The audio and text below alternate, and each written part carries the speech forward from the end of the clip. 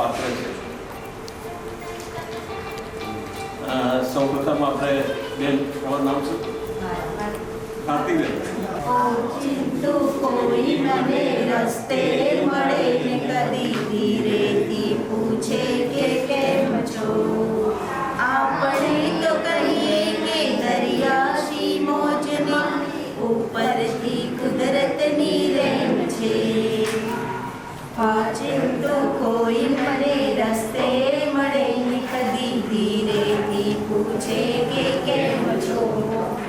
ફાટેલા ખિસ્સાની આડમાં મૂકી છે અમે છલકાતી મલકાતી મોજ.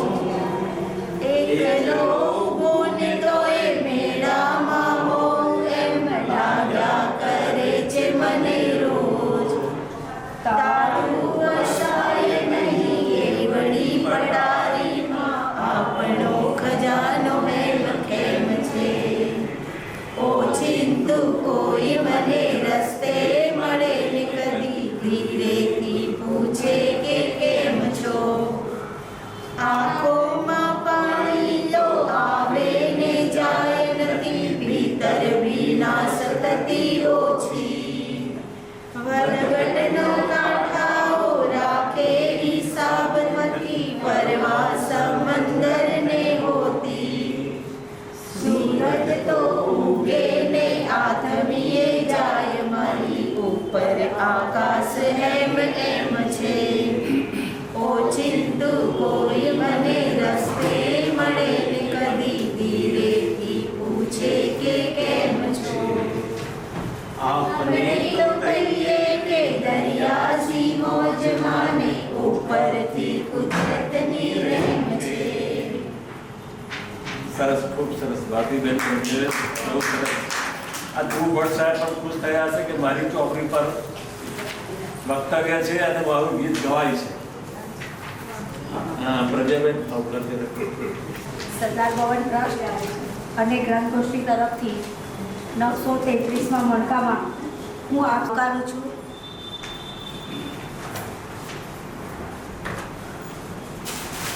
આપણે ત્યાં સરદાર સાર્વજનિક પુસ્તકાલય ચાલે છે. એમાં કોઈને પણ ગમતા કોઈ પુસ્તકો હોય તો વાંચવા તમે લઈ જઈ શકો છો. એની ખાલી નજીવન 5 રૂપિયા જ ફી છે વાર્ષિક. તમારે 15 દિવસ લઈ જવાના અને પછી તમે એને પાછા આપી શકો છો. હવે એપ્રિલને વેકેશનમાં કોઈ વિદ્યાર્થીઓને શિબિર કરવી હોય તો અમે લોકો એક શિબિર કરવાના છે વિદ્યાર્થીઓની, 5, 6, 7, 8ના વિદ્યાર્થીઓની. તો કોઈ તમારા ગ્રુપમાં હોય તો અમને મને કહેજો તો હું તમને એ મેસેજ ફોરવર્ડ કરીશ. અને એવી રીતે પણ વિદ્યાર્થીઓને પણ આપણે રેડિયો કાઢવાનું છે કે આવું અલગ અલગ શીખવાડી શકીએ એવું કેન્દ્ર પણ આપણે ત્યાં અહીંયા ચાલે છે. આજે જે અત્રાપી પર રમેશભાઈ બોલવાના છે ધ્રુવ ભટ્ટની પુસ્તક પર, એ ખરેખર એમને ગઈ વખતે જ્યારે આંગંતુક પર બોલ્યા હતા ત્યારે ખરેખર ખૂબ સરસ બોલ્યા હતા અને સૌને સાંભળવાનું ગમે એવું હતું. એટલે આજની વાર્તા પર આપણને બધાને ખૂબ ગમશે. નમસ્કાર. અકુપાર, અત્રાપી, સામુદ્રતિકે અને તત્વમસી જેવા તત્વશીલ વિષયોને લઈને આવતી નવલકથાઓનો સર્જક એટલે આપણા ધ્રુવ દાદા. એમની એક ચેનલ પણ બહુ સુંદર યુટ્યુબ પર આવે છે, માણવા જેવી છે. અત્રાપી નવલકથા એક તાત્વિક નવલકથા છે કે જેમાં બે શ્વાનની વાતો કહી છે. આમ સામાન્ય ભાષામાં થોડી તળપદી ભાષામાં એને કૂતરું કહીએ, પરંતુ જ્યારે આ બંને શ્વાન બાલુડાઓ ગલુડિયાઓની જે તાત્વિક મીમાંસાને ધ્રુવ દાદાએ આલેખી છે. અત્રાપી એટલે અહીંયા પણ અને ત્યાં પણ, તે પણ અને ત્યાં પણ, આવી કંઈક તાત્વિક પરિભાષાને લઈને આવતી આ નવલકથાને આપણી સાથે રમેશ દાદા એટલે કે રમેશભાઈ પોપટ રજૂ કરી રહ્યા છે. રમેશભાઈ એટલે આમ તો સાહિત્યિક જીવડો ખરો, પણ એમનું વ્યવસાયિક દ્રષ્ટિએ જોઈએ ને તો એ બેન્કિંગ ક્ષેત્રના ઉચ્ચ પદાધિકારી રહી ચૂક્યા છે. એમણે હમણાં જ મને કહ્યું કે મારે ત્યાં 500 પુસ્તકો છે. વિચાર કરી લો કે 500 પુસ્તકો હોય જેમના ગ્રંથાલયમાં, એ વ્યક્તિનું કેટલું વિશાળ વાંચન હશે. એમને સાહિત્યિક દ્રષ્ટિએ જોઈએ તો આ નવલકથા કેમ પસંદ પડી એ મોટી વાત છે. કારણ કે આપણે બધા જે નવલકથાઓ વાંચીએ ને તે સામાન્ય રીતે જેમ કે કોલકની છે કે કનૈયાલાલ મુનશીની છે કે ઝવેરચંદ મેઘાણીની છે, આ બધી વાર્તાઓ નવલકથાઓ આપણે વાંચીએ છીએ. પણ આ જે ધ્રુવ ભટ્ટની નવલકથા જે વાંચીને એ પહેલી વાત તો એ કે આપણને પ્રશ્ન થાય કે હું કોણ છું, હું શા માટે છું, હું કેમ છું, હું ક્યાં છું, આ બધા પ્રશ્નોના ઉત્તર આપણા રમેશભાઈ ભટ્ટ, બંને મિક્સ થઈ ગયા હો. રમેશભાઈ પોપટ મીઠું મીઠું બોલે છે, પરંતુ આપણને ખૂબ સાંભળવું ગમશે.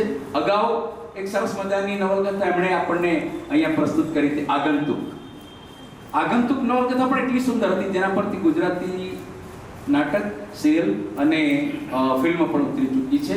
આવો માણી આપણે રમેશભાઈને. વેલકમ. આજનો પ્રાસંગિક દિવસ વિશે અને એનું બહુ મન કરશે.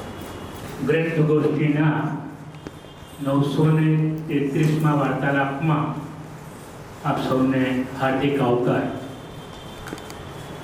ગુજરાતી પંચાંગ જુઓ તો બહુ સુંદર શબ્દો છે. વસંતોત્સવ પ્રારંભ, વસંતોત્સવનો પ્રારંભ આજનો દિવસ. અંગ્રેજી કેલેન્ડરમાં જુઓ તો વર્લ્ડ કન્ઝ્યુમર રાઇટ્સ ડે, વિશ્વ ગ્રાહક અધિકાર દિવસ, એ 15મી માર્ચ છે.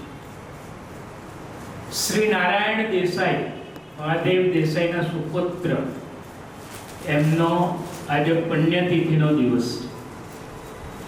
એટલે 15 માર્ચનો આ રીતે મહત્વ છે. અત્રાપી શબ્દ હું જન્મથી શીખ્યો છું. 95% લોકોને અત્રાપીનો અર્થ નથી ખબર. અમે જન્મથી શીખ્યા છે. કેમ એ હું તમને કહું. જુદી રીતે અમારે ખંભાતમાં બ્રહ્મભટ્ટોની વસ્તી વધારે છે, પણ એમાં 2 વિભાગ છે. એક 84 વિભાગ કહેવાય છે, બ્રહ્મભટ્ટ 84 પંચ, જેમાં અમે ગણીએ. એટલે મારા પિતાશ્રી અને અમારું કુટુંબ, ગોત્ર અમારું બ્રહ્મભટ્ટ 84 પંચ. એવું બીજું એ બ્રહ્મભટ્ટ અત્રાપી પંચ. એટલે જન્મ્યા પછી તરત જ ખબર પડે ને માતા પિતા જ કે 84 એટલે આપણે પેલા જે 84 બ્રાહ્મણોની હોય છે એ ગ્રુપમાં છીએ. જ્યારે આ સામેનું ગ્રુપ છે એટલે વિપક્ષ જેવું નથી, બધા જ સરખા. અહીંયા ઇનામદાર છે એ બધા અત્રાપી છે, અમારા સગા જ છે, કેટલાક તો જમાઈ થાય છે. એટલે કહેવાનો મતલબ કે 95% ગુજરાતીઓને ખબર નહોતી. ત્યારથી જન્મથી અમે અત્રાપી, અને અત્રાપી પંચની વાડી એવું તો બોર્ડ પણ છે ખંભાતમાં. એવું 84 પંચની વાડી એવું મોટું બોર્ડ છે. એટલે અમારું ગળથુથીમાં આ શબ્દ મળ્યો છે. કદાચ ધ્રુવ ભટ્ટને પણ ખબર નહીં હોય, એ પહેલા અત્રાપી શબ્દ અમે જાણ્યો છે.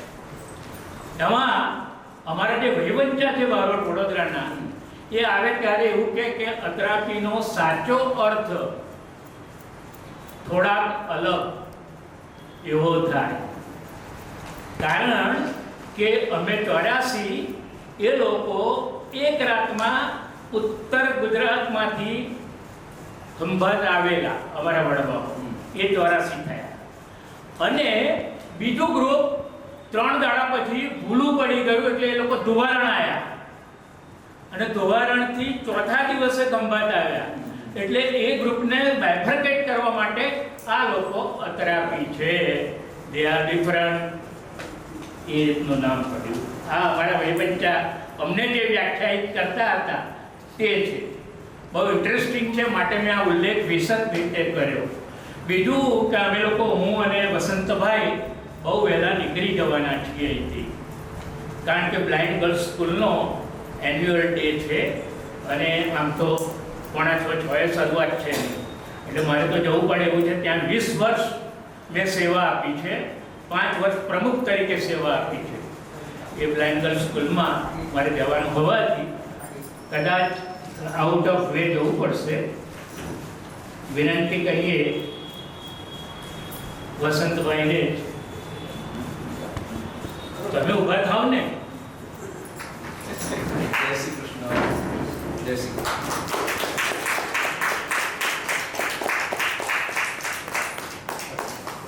અમરીશભાઈ એક મિનિટ ઉપર સાહેબનું, નવીનભાઈ પટેલ સાહેબ કવિ લેખક, ઓહો, એમનું સન્માન કરો. વાહ વાહ વાહ. આપણે તારીખ લખી આપીએ.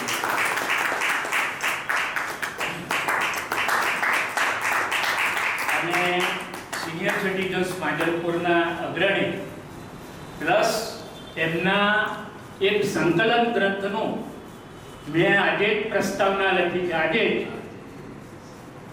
એવા સતીશભાઈ ગોસાઈ, એમનું સન્માન મિસ્ત્રી.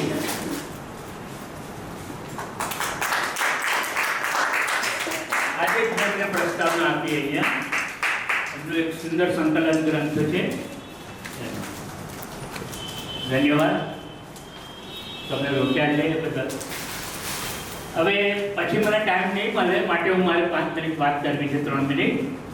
નવીનભાઈ સાહેબ એ છુપા રુસ્તમ છે, એનઆરઆઈ છે, એન્જિનિયર છે, આપણા પાદરા તાલુકાના એક ગામના છે, સરસાવણીના પટેલ છે, અને એમણે ઓછામાં ઓછા 1 ડઝન પુસ્તકો લખ્યા છે. એમાંથી 5 પુસ્તકો કવિતાના છે અને 5 એમાં એક તો અંગ્રેજીમાં છે, 5 પુસ્તકો નવલકથા ટાઈપના છે, વાર્તા હોય એવા છે, વિશ્વવિદ્યાતા. અને અત્યાર સુધી એમણે એનો પ્રકાશન વિધિ કર્યો નથી. એમણે ગ્રંથગોષ્ઠીના મંચને પસંદ કર્યો છે કે મારા તમામ પુસ્તકોનો પ્રકાશન વિધિ ગ્રંથગોષ્ઠીના ઉપક્રમે થાય અને જમણ સાથે થાય. એ 15મી, એક્ઝેક્ટ 1 મહિનો બાકી છે, 15મી એપ્રિલે સાંજે એમના જ નિવાસ સ્થાને ગુલાબ વાટિકામાં 100, એમના ઘરનો નંબર પણ 100 છે, ગુલાબ વાટિકા, ત્યાં આપણે બધાએ જવાનું છે. આટલા બધા 10 પુસ્તકોનો સામૂહિક પ્રકાશન વિધિ થશે, વક્તાઓ વાત કરશે, કાવ્યનું પઠન થશે, અને ત્યાર પછી મહાપ્રસાદ એ પણ ત્યાં એમના તરફથી રાખવામાં આવ્યો છે. એટલા માટે આજે પધાર્યા છે કે મારે આ વાત કરવી છે. માહિતી તરીકે તમને કહું છું, આપણા ગ્રંથગોષ્ઠીના જે છે કાયમી, એ બધાને આવવા વિનંતી છે. It is not open to all, પણ ગ્રંથગોષ્ઠી અને સત્યેશ્વર ફાઉન્ડેશનમાં જે આવતા હોય એ ઉપરાંત સિલેક્ટેડ સાહિત્યકારો આવશે. ધન્યવાદ. જે અમરીશભાઈ કંઈક શોધી લાવે છે દર વખતે નવું નવું અને ઉપયોગી આઈટમ આપે છે. સ્ટેશનરીની એ મને જરૂરી નથી લાગતું. પુસ્તક તો આપે જ છે, પણ કહીને સુંદર યાદગીરી એવી વસ્તુ આપે છે ઉપયોગી.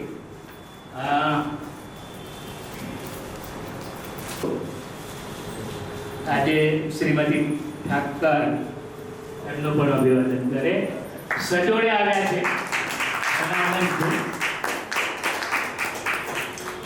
ધન્યવાદ. એટલે રમેશભાઈને બહુ સારી રીતે ભણાવે છે અને સાથે વાંચન અવારનવાર કરતા રહે છે. 15 પેપર્સ એ વાંચે, પછી બીજા 15 પેલા વાંચે, એકબીજાને સંભળાવે છે. શ્રી રમેશભાઈ, આપણે ધ્રુવ ભટ્ટ સાહેબ ઉપર જો આ અત્રાપી પર લખેલું છે, ગૂગલ બાબા અત્રાપીનો અર્થ એવું કરે છે કે મારું લાગતું વલગતું ના હોય તેવું અત્રાપી શબ્દનો અર્થ ગૂગલ બાબા એવું કરે છે. ધ્રુવ ભટ્ટ સાહેબ સૌ કોઈ જાણે જ છે, રેવાને તીરે પિક્ચર આખું ઉતાર્યું છે. શ્રી રમેશભાઈ આપનું વક્તવ્ય શરૂ કરો શાંતિથી.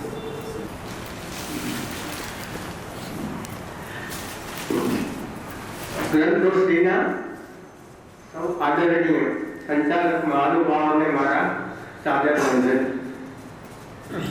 માતા સરસ્વતીની અસીમ કૃપા પાત્ર શ્રીયુત મોહનભાઈ, આંતરિક સમૃદ્ધિથી છલોછલ એવા શ્રી અમૃતભાઈ, શ્રી વસંતભાઈ અને સરદાર ભવનની વિવિધ પ્રવૃત્તિઓના સંનિષ્ઠ આધારસ્તંભ અને નારી શક્તિના ઉત્કૃષ્ટ પ્રતીક સમા પ્રજ્ઞાબેન, આપ સૌ મારા માટે પ્રેરણાનું ઝરણું બની રહેલ છો.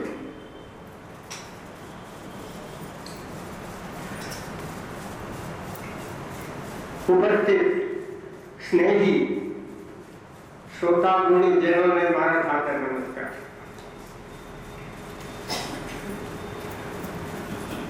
મનોહર અને મનોરમ્ય વિડીયોગ્રાફીના સર્જક રીતેશભાઈ સોની તથા સરદાર ભવનના હરેક પ્રસંગે શ્રેષ્ઠ વ્યવસ્થામાં કાર્યરત મિત્રોને મારા સલામ.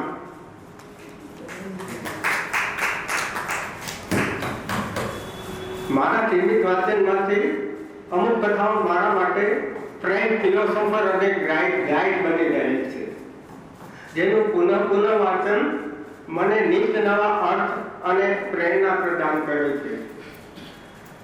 જાણે મને કાનમાં કહે છે,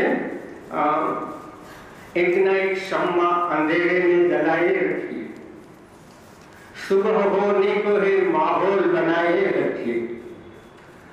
ચિત્રાદેવની આ એક અજાણી ગઝલના શબ્દ છે, છેલ્લો અંતરો છે. કોણ જાને કે પ્રભુ રાહ ગુજર સે गुजरे, हर डगर राह को फूलों से सजाए रखिए.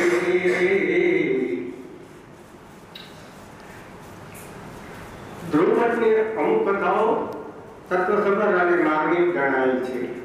આજે આપણે તેની કરતા અત્રાપીની સંક્ષિપ્ત ઝાંખી કરીશું. વાચકોના બંધન રહિત પ્રેમને કારણે તેઓએ આ ચીલો ચાદરથી કૃતિ રચવાની હિંમત કરી છે. આ સાંકેતિક કથા વાચકોની, મારી તથા આપની કસોટી કરી શકે છે. કથાના મુખ્ય બે પાત્રો માનવ નહીં પણ બે ગરુડિયા, કૂતરા અને શ્વાન છે. એ બાબત રજૂઆત થઈ ચૂકી છે. થેન્ક્સ. એક ધનવાનના બંગલામાં બે ગરુડિયા જન્મે છે. આંશિક રીતે આપણે એને માનવ સમજીએ. બંગલાની સમજુ માલિકણ પૃથા મોટા લાગતાને કોલિયાપ નામ આપ્યું છે અને નાના જણાતાને સારમે નામ આપ્યું છે. સારમે ઇન્દ્રના પુત્રનું નામ છે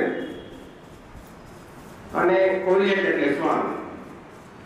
આ અર્થ મને ધ્રુવ ભટ્ટે જણાવેલ છે.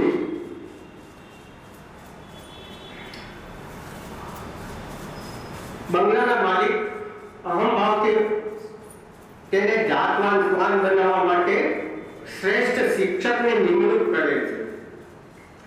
મોટો કોલિયટ આજ્ઞાંકિત છે. શિક્ષક સત્વરે ગ્રહણ કરે છે. નાના સારમેને પ્રણાલિકાગત શિક્ષણ માફક નથી આવતું. તે કહે છે તે રોજ પ્રકૃતિમાંથી કોઈ ઝાડ, પક્ષીઓ અને પતંગિયાઓથી નવું અનુભવ દ્વારા શીખે છે. માલિક અને શિક્ષક તેને પ્રોબ્લેમ પપ્પી કહે છે. સારમેને જ્યારે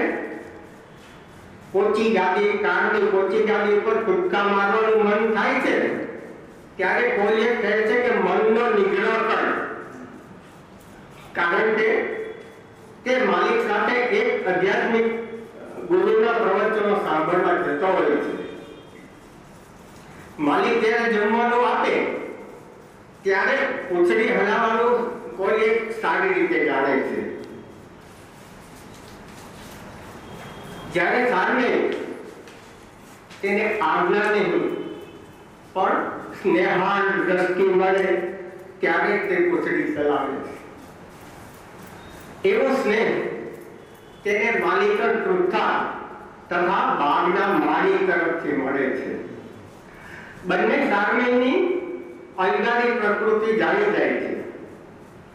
માલી સતત રામજી અને હનુમાનજીનું સ્મરણ કરતો રહે છે. અવાજ આવે છે? ક્લિયર? એક દિવસ સારમેય કુદાકૂદ કરતો હતો ત્યારે બાગના 4 કુંડા ભાંગી જાય છે.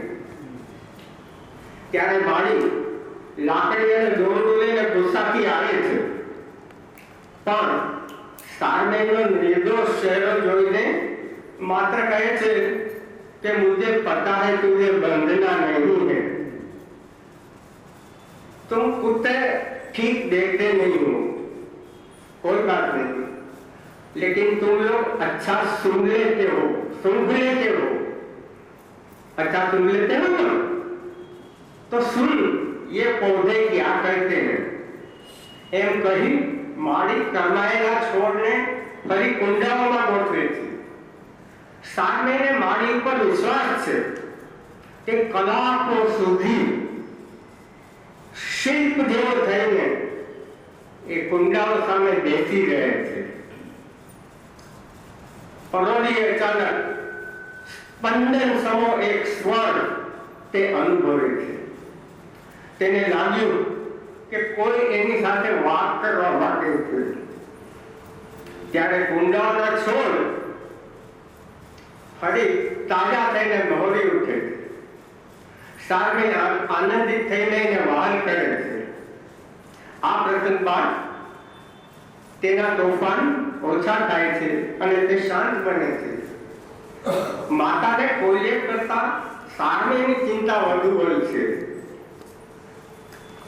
કોલિયકને લાગે છે કે હું ગુરુજીના પ્રવચનથી જ્ઞાની બનું તો સૌનો આદર અને ઉચ્ચ સ્થાન મળે, તેથી તે બધું સત્વરે કંઠસ્થ કરે છે.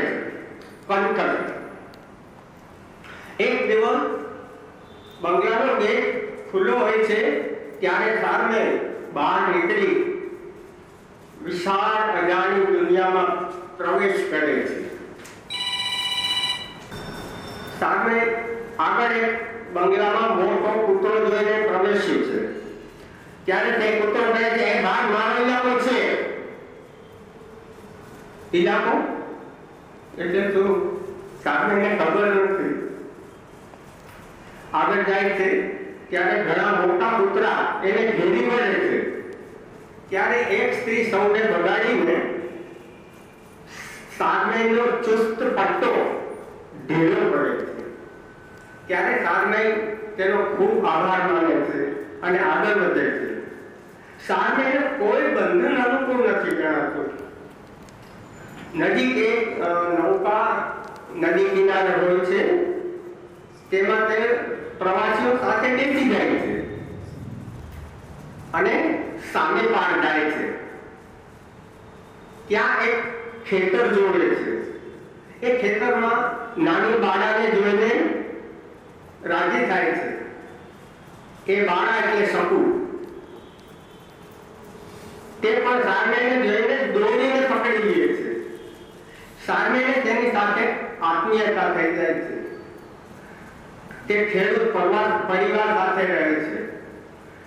બંનેની મિત્રતા. શકુ એનું સ્કૂલનું ગૃહ કાર્ય મોટેથી સારમેય પાસે વાંચતી રહે અને સારમેય સાંભળે. સારમેય ગુચ્છાદાર હતો, કોમેડિયન નથી, એટલે શકુ એનું નામ સ્વામી રાખે છે. એક દિવસ શકુ ગીતા પાઠ કરે છે ત્યારે સારમેયને તે અંગે પ્રશ્ન થાય છે. શકુ એનો ઉત્તર મેળવવા કથાના મહારાજ પાસે લઈ જાય છે. ત્યારે સારમેય મહારાજે પૂછે છે કે ગીતાનો અર્થ સમજવા માટે અર્જુનના પ્રશ્નો પર કંઠસ્થ કરવા પડે? મારા સામેને અવલોકીને કહે છે, તું તે નહીં કરે તો ચાલશે. પ્રશ્નો મનમાં ઉઠવા જોઈએ. સામેની જે ચર્ચાથી લોકો સામેને જ્ઞાની માનીને પ્રભાવિત થઈ જાય છે. પેપરમાં સામેના ફોટા આવે છે. સૌ સકુના માતા પિતાને સામાયિક કરવા મળે છે. ત્યારે તેઓ કહે છે કે સામે અમારો પુત્ર છે. અમારો શબ્દ સામેને યોગ્ય નથી લાગતું. અને શકુને પૂછે છે. ત્યારે શકુ કહે છે, કોઈના બનવું કે હોવું તે જીવના પોતાના નિર્ણયથી હોય છે. શકુ સામેનો પટ્ટો કાઢી એને મુક્ત કરી દે. સામે શકુને કહે છે, હું તને યાદ રાખીશ. અને તે સ્થળ છોડીને નીકળી જાય છે. ત્યાં આશ્રમમાં કોઈએ જાતવાન બનવાનું શિક્ષણ પૂરું કરે છે. અને આશ્રમમાં પેલા આધ્યાત્મિક ગુરુના આશ્રમમાં વધારે જ્ઞાની બનવા માટે જાય છે. આશ્રમ બહુ વિશાળ છે. અનેક સાધકો ત્યાં ગુરુજી પાસે વિવિધ શાસ્ત્રોનું જ્ઞાન પ્રાપ્ત કરતા રહે છે. ગુરુજી સમજીને કોઈ એકને જ્ઞાન આપવાની ઉતાવળ નથી કરતા. પણ કોઈ એક તો જલ્દી કૂતરાને ગુરુ બનવું છે. તેથી ગીતા ઉપનિષદ કંઠસ્થ કરતો રહે છે. સામે શકુ પાસેથી નીકળીને એની બીમાર માતા પાસે આવે છે. માતા ખુશ થાય છે અને કહે છે કે બેટા આશ્રમમાં જઈને જ્ઞાની થા. ત્યારે સામે કહે છે, ઉપદેશ સાંભળીને જ્ઞાની થઈ શકાય તેની મને ખબર નથી. છતાં માં હું જઈશ. માતા કાયમને માટે પહોંચી જાય છે. સારણી આશ્રમમાં જઈને કોળિયરને મળે છે. ત્યારે કોળિયર સારણીને ઉર્ધ્વમુખ થઈને કૂતરાના કલ્યાણ અર્થે પ્રવૃત્ત થવા કહે છે. ત્યારે સારણી કહે છે કે તે માટે આશ્રમમાં રહેવું મને જરૂરી નથી લાગતું. મારા પ્રયત્નથી જે મળે તે મને પર્યાપ્ત લાગે છે. સારણી ત્યાંથી ફરી નીકળે છે. ત્યારે એને પેલો પૂજા આવવાનો પુત્રો મળે છે રસ્તામાં. એને ખસ થવાથી એનો માલિક એને કાઢી મૂકે છે. એટલે એનો ઇલાકો ગયો. આગળ જતા એક પૂજારી સારણીને એના નાના મંદિરની રક્ષા અર્થે રહેવા સમજાવે છે. અને સામે ઘેટા બકરાવાળા મામદુથી દૂર રહેવાની સૂચના આપે છે. રાત્રે સામે પેલા ફકીર લાગતા મામદુ અને એની પુત્રી શર્મા ઢોલકી વગાડીને આનંદથી નાચતા જોવે છે. એની પુત્રીનું નામ છે શર્મા. સગડીનો સ. શર્મા એટલે ઇન્દ્રની પુત્રી. ફરી આપણને દ્રૌપદી કહે છે. સામે પણ ત્યાં મસ્તીથી જાય છે અને નાચવામાં જોડાઈ જાય છે. આ બંને સાથે સામેને આત્મીયતા કરે છે. મંદિરમાં એક વખત કોઈ સુવર્ણ અલંકારો મૂકી જાય છે. મંદિર પ્રસિદ્ધ થઈ જાય છે.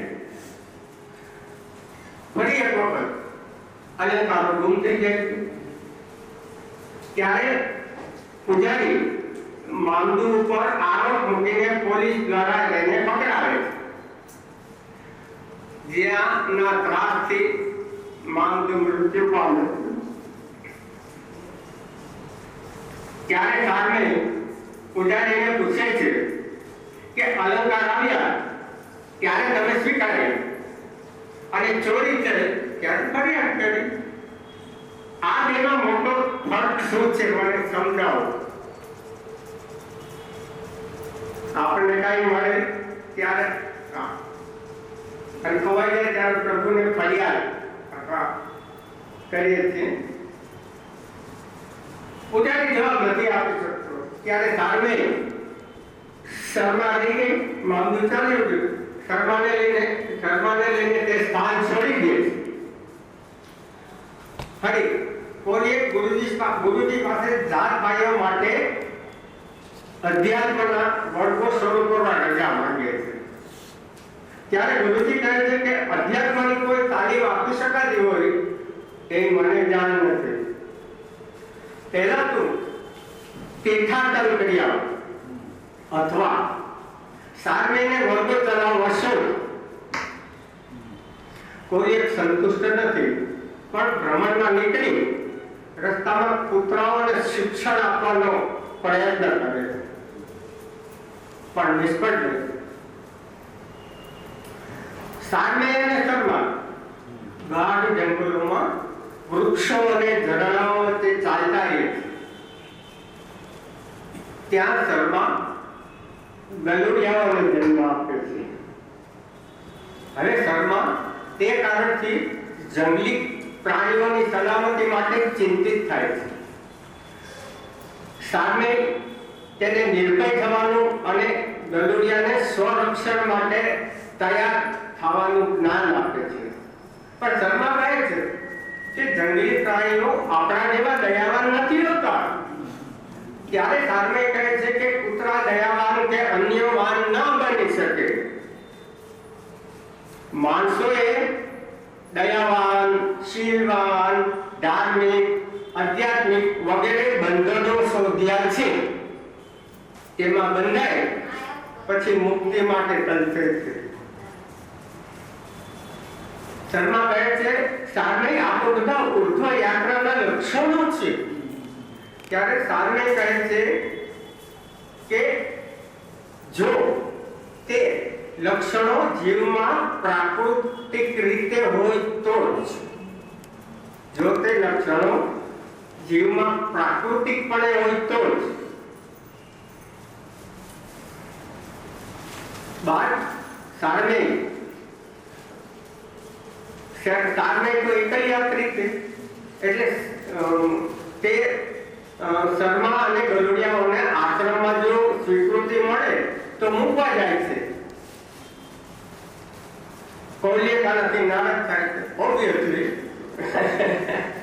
પણ ગુરુજી શર્માને આશ્રમના વિશાળ ખેતરની સુરક્ષા માટે રાખી લે છે અને ગલુડિયાઓને જોઈ જાણીને આશ્રમમાં શિક્ષણ આપવાનું સ્વીકારે છે.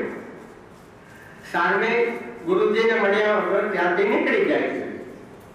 શર્મા તે બદલ ગુરુજીને દિલગીરી વ્યક્ત કરે છે. ત્યારે ગુરુજી કહે છે કે હું એને બાળપણથી જાણું છું. તે રોકાયો તો સારું હતું, મને તે ગમત. 2 મિનિટ હું અને વસંતભાઈ જઈએ છીએ પણ એ પહેલાં મને યાદ આવ્યું જ્યોતિ રીના આવી જાઓ 2 મિનિટ. કમલેશભાઈ વ્યાસ સહજ રંગોલી ગ્રુપ દ્વારા 13મી તારીખે સાંજે કાર્યક્રમ હતો. અમે રંગોળી પાડ્યા બદલ એમને સરસ સર્ટિફિકેટ મળ્યું છે. એનો સાક્ષી હું અને વસંતભાઈ હતા પણ હું ચૂકી ગયો એમનું સન્માન કરવાનું. તો આપણે કલાકાર છે એક કદાવર કૂતરાના માલિક દ્વારા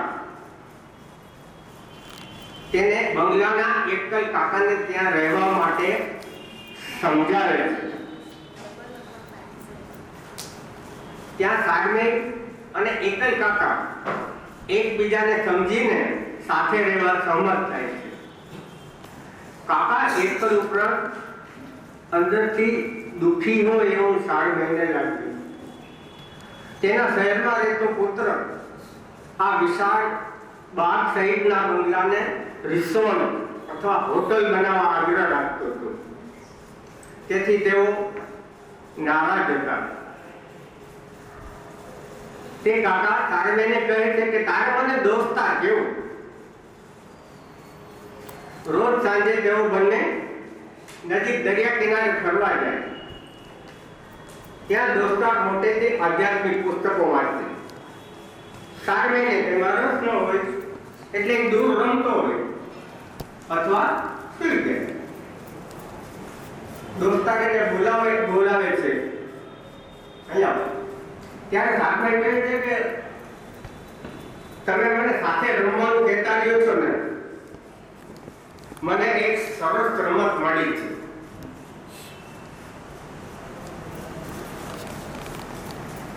આપણે સપનું રમીએ.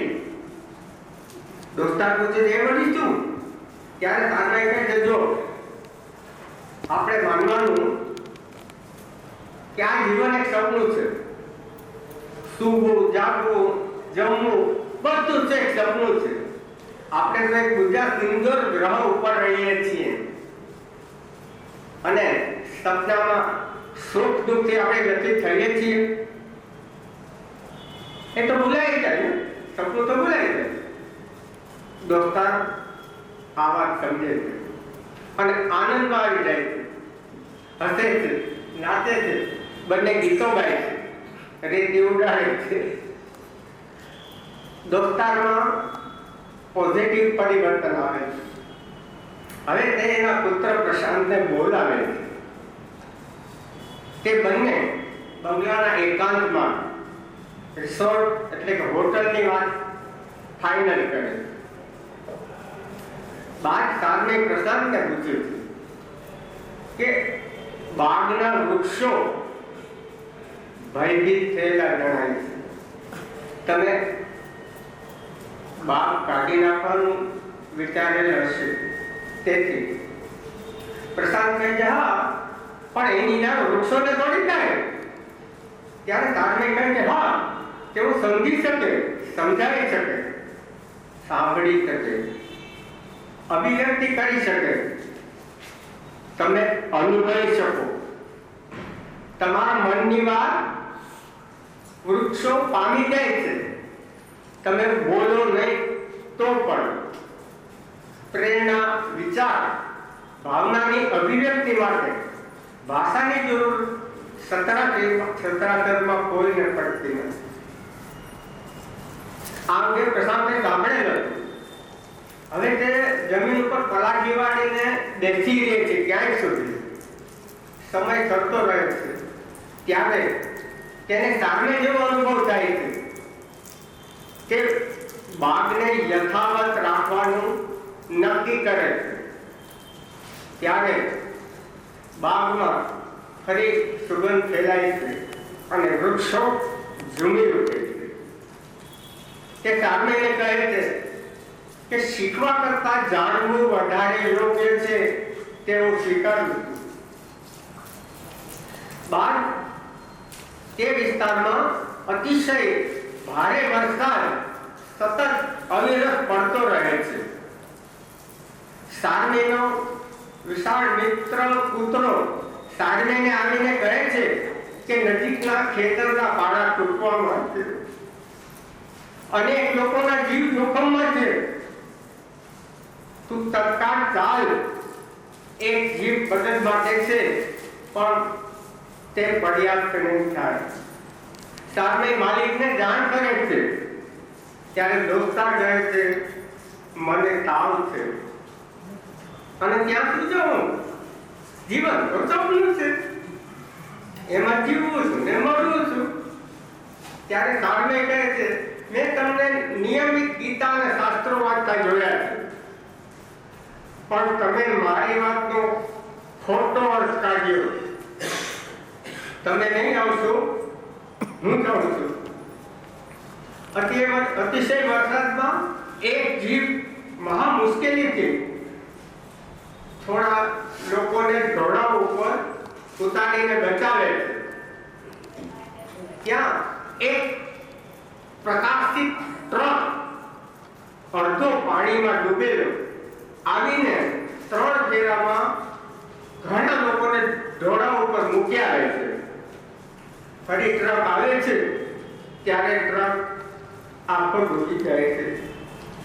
ત્યારે કાર્મેને ખબર પડે છે કે એ ટ્રક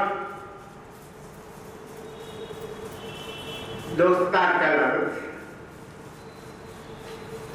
તે ખૂબ દ્રુત હોય છે અને કાર્મેને કહે છે, કાર્મેન થોડા લોકો બાકી રહી ગયા, દોસ્તાર બચે એવું નથી. ત્યારે કાર્મેન દોસ્તારને કહે છે, તમે ખૂબ પ્રયત્ન કર્યો, હવે હું કહું છું કે સપનામાં જીવવું છું ને મરવું છું. દોસ્તાર કાર્મેન આખરી સ્મિત આપીને વિદાય લીધી. શર્મા આશ્રમમાંથી સાર્વેની ગુરુજીના કહેવાથી બહાર કાઢવા નીકળે છે. રસ્તામાં કુવા પાસે એક સ્ત્રી શર્માને પાણી પાઈને નીકળે છે. ત્યારે તેની સહેલી કહે છે કે તું બહુ પુણ્ય કરે છો. ત્યારે એની સહેલી કહે છે કે આ તો ધર્મ છે, એમાં પુણ્ય ક્યાં આવ્યું? શર્મા રસ્તો સુનતી આગળ જાય છે. જતા એક નાના જેવા આશ્રમ પાસે તાપણું કરતી સાધ્વી જેવી સ્ત્રીને જોવે છે. એ સ્ત્રી કોઈને કહેતી હોય છે કે જીવનમાં દુઃખ સિવાય છે શું? ત્યારે શર્માને યાદ આવે છે કે સાર્વે હંમેશા કહે છે કે જિંદગીમાં આનંદ સિવાય છે શું? તે સ્ત્રી શર્માને નામ પૂછે છે. જ્યારે તે નામ કહે છે ત્યારે સ્ત્રી કહે છે કે નામનું વર્ણન ન રાખવું. તમને કઈ નામનું વર્ણન ન રાખી ચાલે?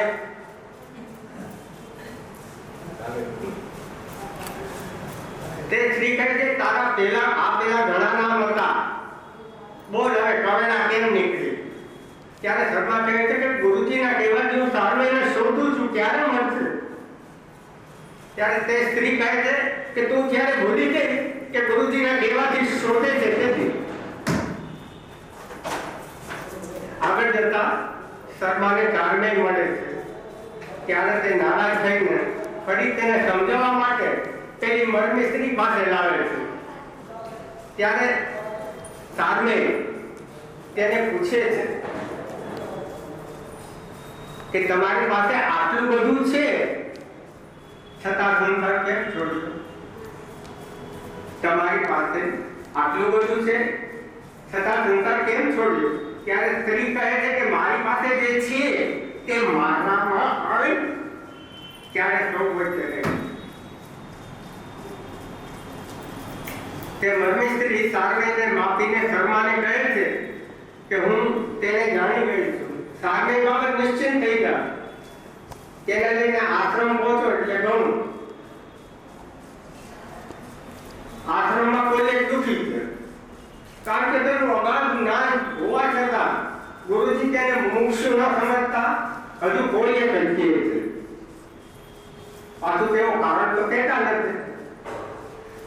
ત્યારે શર્મા સાર્વેને લઈને આશ્રમમાં આવે.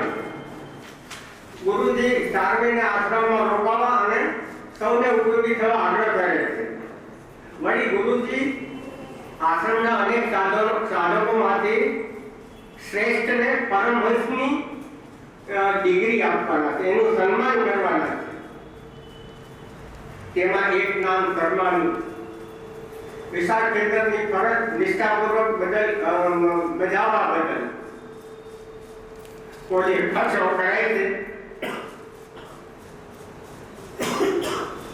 ઉપરાંત ગુરુજી સાર્વેને કહે છે કે ગરુડિયા માટે શ્રેષ્ઠ શિક્ષકનું પસંદગીનું કાર્ય સંભાળને કોઈ એક પાછો વ્યતીત થાય છે.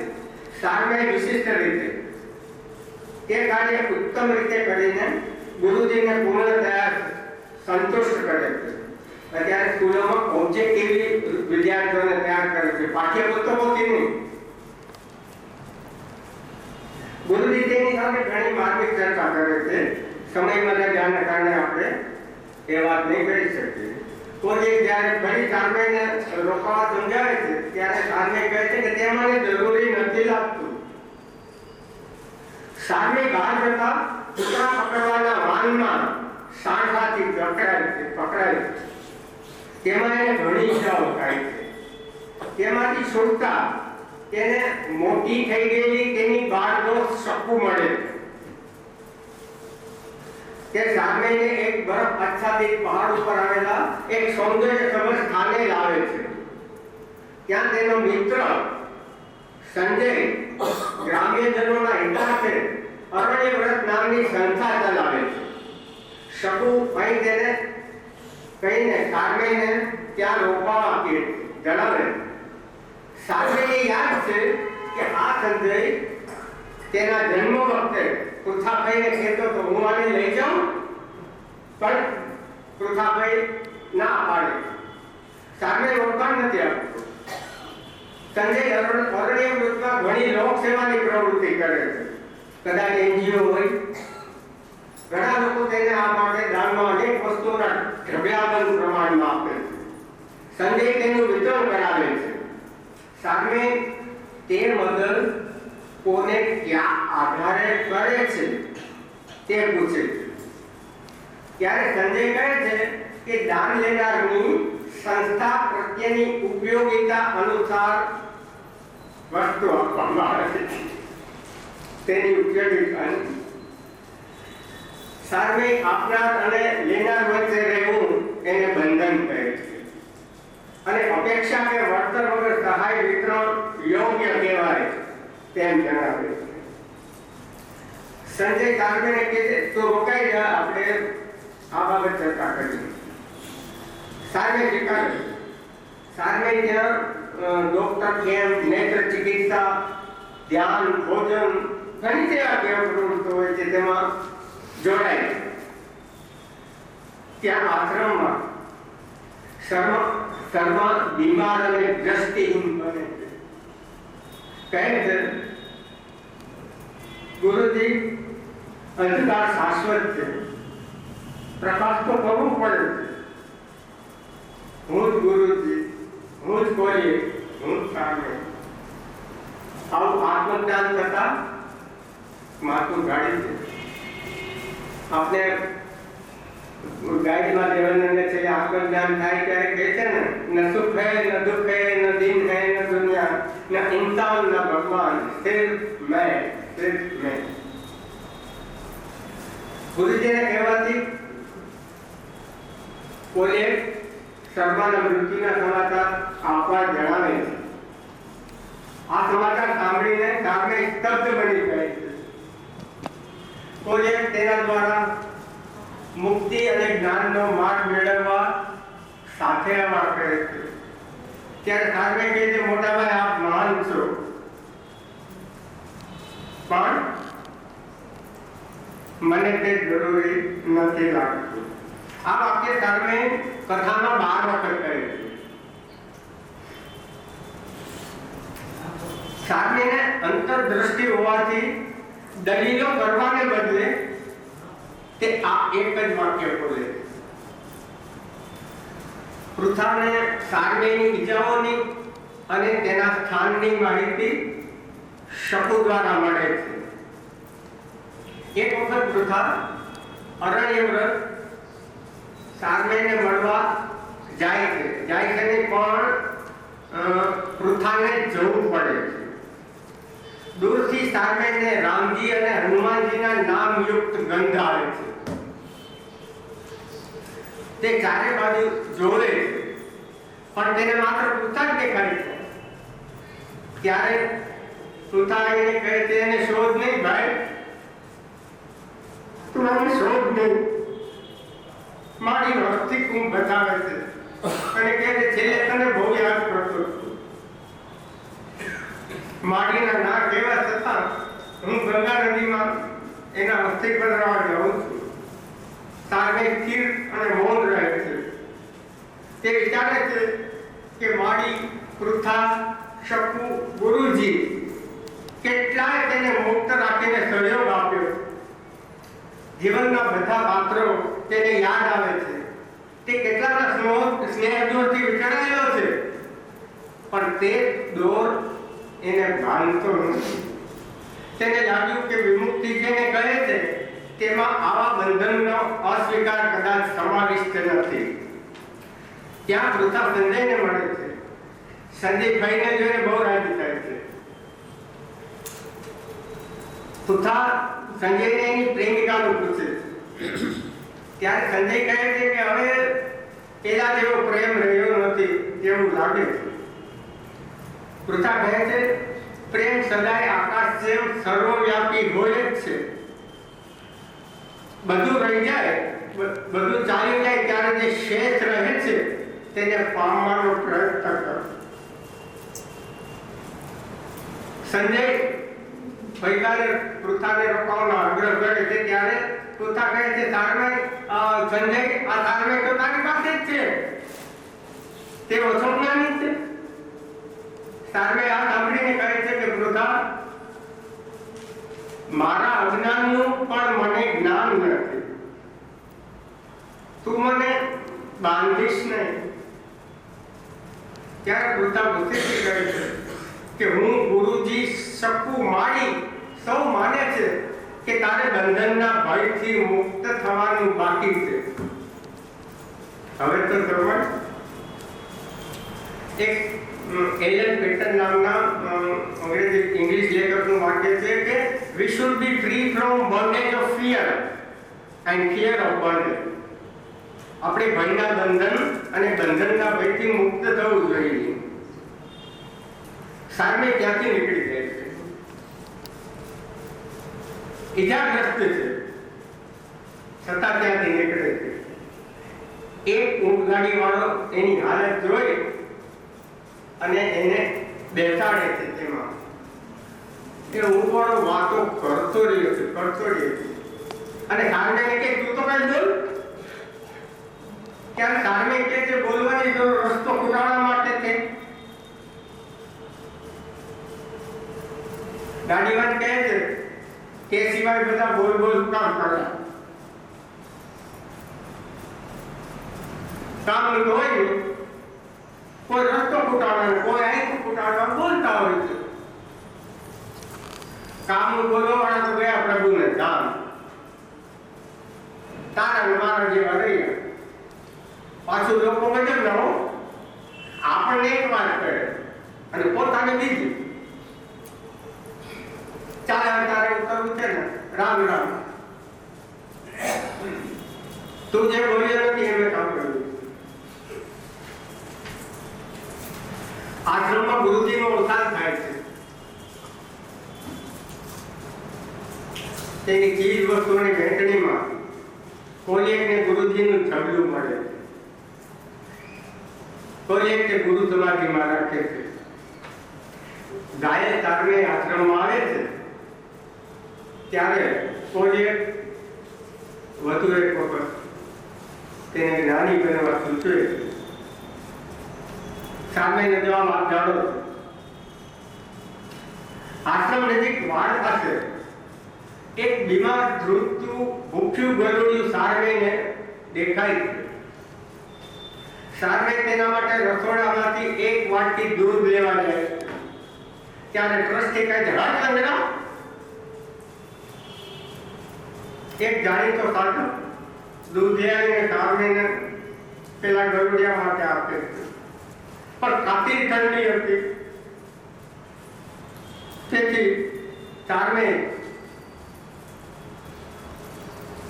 ગુરુ સમાધિમાંથી ગુરુનું જબલું લઈ ગરુડિયાને ઉઠાડે.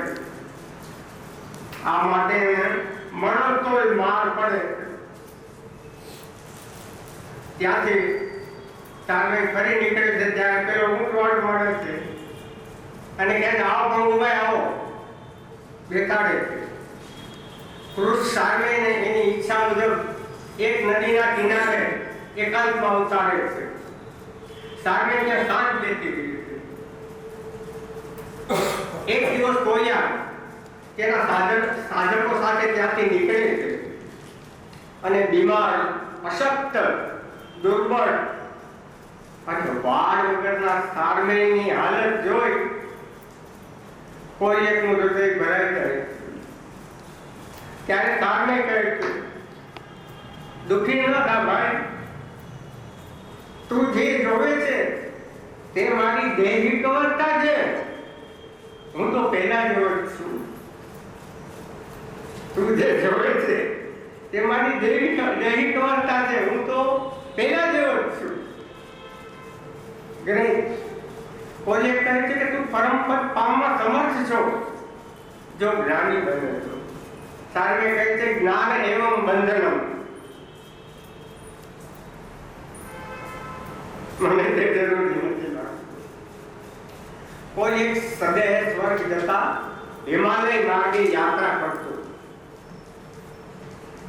એને યાદ હતું કે એક શ્વાન આ રીતે સદેહ સ્વર્ગમાં પહોંચે. ત્યારે રસ્તામાં પાછળ આવી રહેલ એક સાધક શ્વાન કોઈ એકને જાણ કરે છે કે તેને પૃથા માલિકા મળેલા. તેઓ કહેતા હતા કે હવે તારને આ જગતમાં નથી. બહુ પીડાઈને મૃત્યુ પામ્યો. કોઈ એક અને સાધકો તેના આત્માની શાંતિ માટે સમૂહ પ્રાર્થના કરે છે. આગળ જતો માર્ગ અતિ વિકટ થાય છે બરફમાં, અને કોઈ એકના બધા સાધકો પાછા પડે છે. કોઈ એક આગળ વધે છે પણ હિમાલયની અપાટ વિસ્તરણી ચાદર નીચે સમાઈ જાય છે.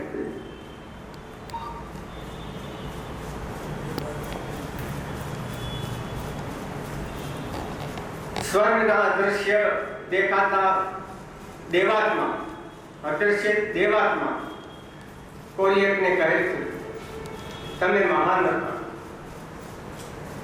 ઘણાને સન્માર્ગે તમે દોર્યા છે. આ બધાનું પુણ્ય ભરપાઈ થશે ત્યારે ફરી તમારે જન્મ તો લેવો પડશે. ફરી જન્મ લેવાની વાતથી કોઈ એકને નવાઈ લાગી, પણ એને મૌન રહીને સ્વીકાર્યું અને અદૃશ્ય દેખાતા દેવાત્મા પાસે થોડી વાર નરકમાં જવાની મંજૂરી માંગી. દેવાત્મા કારણ પૂછે છે ત્યારે કહે છે કે મારો નાનો ભાઈ ચાંદને જેનું કાંઈ પુણ્ય નહોતું કર્યું તે જો નરકમાં હોય તો મારે એને મળવું છે.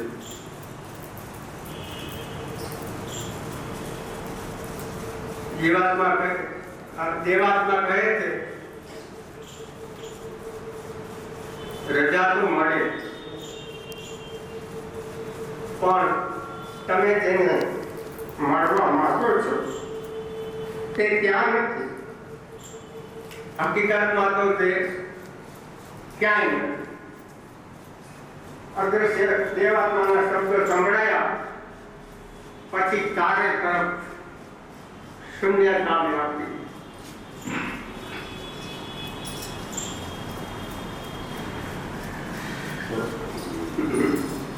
પૂરી તો પૈસા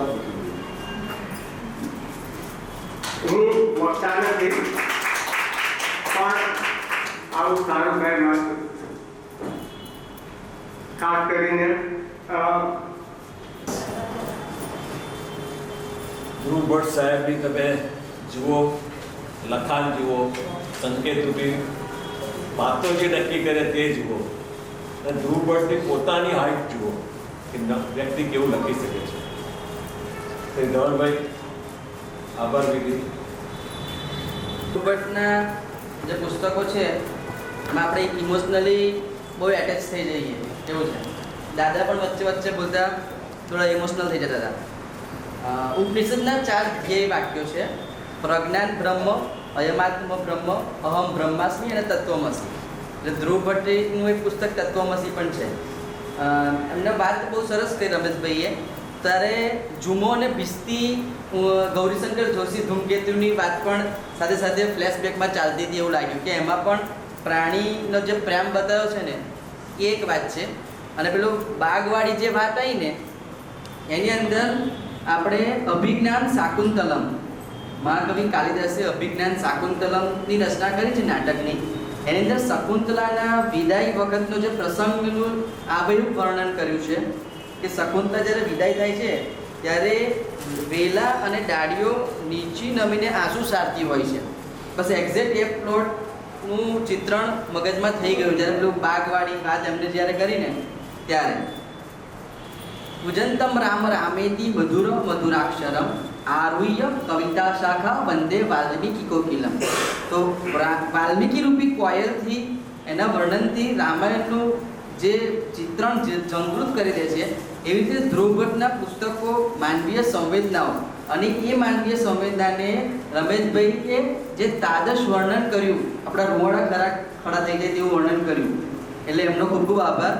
અને આટલા શ્રોતા ઉપસ્થિત રહ્યા તેમને પણ ખૂબ ખૂબ આભાર. ધન્યવાદ. જવાહરભાઈ પોતે પણ શિક્ષક જ છે એટલે આટલું સરસ બોલી શકે છે. હવે આપણા હંગામા કાર્યક્રમની થોડી વાત કરું. 5/4 પ્રથમ શનિવાર ત્રિલોકભાઈ મહેતા કરીને શિક્ષણની સોનોગ્રાફી એના પર વખત છે. 19/4/2025 નૈનાબેન ઠક્કર જીવન જીવવાની જડીબુટ્ટી ડેલ કાર્નેગીનું જે પુસ્તક છે એનું ગુજરાતી કરે છે. 3/5 હજુ નક્કી નથી થયું પણ 17/5 મહેન્દ્રભાઈ પરમાર જયશંકર સુંદરીની આત્મકથાઓ પર બોલવાના છે. અને શ્રી નવીનભાઈ અમને આશા રાખીએ રણગોષ્ઠી કે તમારે જ્યારે અનુકૂળ પડે એ શનિવાર બિફોર ડેટ યુ કેન એટલે આપણે આશા રાખીએ શ્રી નવીનભાઈ પણ એક વક્તવ્ય આપણને આપે. ખૂબ સરસ. રમેશભાઈ ખરેખર તમે આત્રાની ચોપડી હવે વાંચવી જ પડશે એવું અમને લાગે છે. બુકનું નામ શું છે? અત્રાની આ પુસ્તક આપણા ટાઇટલ છે. આગંતુકનું મેં પેલા એક લેક્ચર આપેલું એમાં સારણે જેવું ઈશાનનું વ્યક્તિત્વ હતું. આપ શક્ય હોય તો સાંભળજો. ઈશાન અને કારણે માફ કરજો એવું વ્યક્તિત્વ છે અમરીશભાઈ જેના આવું પુસ્તક